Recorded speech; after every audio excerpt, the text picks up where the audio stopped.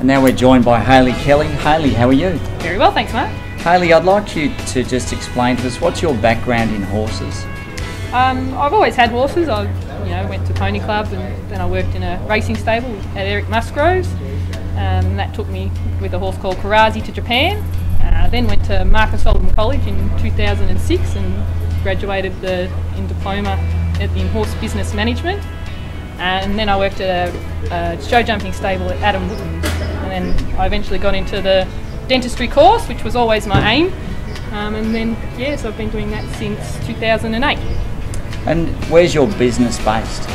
Mostly around Gippsland. I work from Kuirup and then travel out to mainly Sale and in between areas. So how did your background in horses help you do the dentistry course?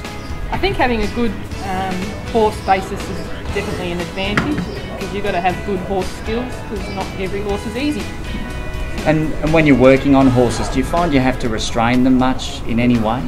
No, I find it better if I don't restrain them at all, because I'm not as big and strong as some of the blokes. I find that if I follow them round, they eventually realise I'm not going anywhere, and they generally relax. So. And the type of horses you do, are they race horses or ponies? What do you work on? Everything from miniature ponies or Shetlands and up to Shires, so everything in between.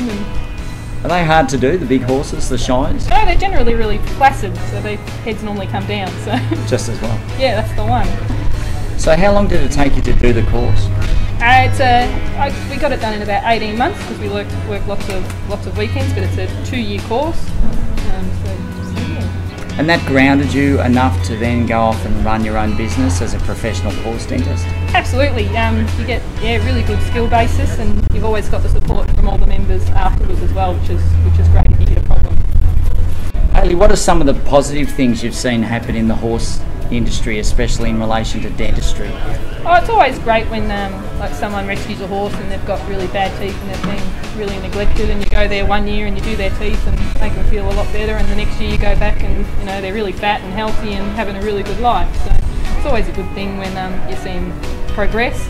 But it's also great doing performance horses or race horses that are win good races or win a good class, and it's always a bit of a thrill as well.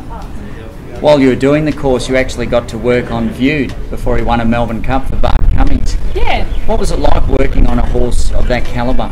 Oh, he was a great horse. He was really quiet, chilled out. He was probably the easiest horse ever to do, so it just goes to show you that the good ones are often the gentlemen as well. So. This horse here is actually quite famous, or his mother is. This is Makybe Diva's first foal. He cost 1.6 million as a yearling. Unfortunately, he's so far only won 2 races, but in the course you get to see a lot of interesting horses with interesting backgrounds. Does that help you when you go out into the field on your own? I don't know. It's just sort of, you work the same on every horse. Every horse is just as important to whoever the owner is. So it doesn't matter whether you're doing a miniature pony; they think that it's worth their lives. So it doesn't really matter to the clients, but it's always nice to be able to do good horses, and even better when they win. So it's all about improving their longevity and their well-being and making their life a bit happier. Yeah, absolutely. Thank you, Hayley. No worries, thanks, Mark.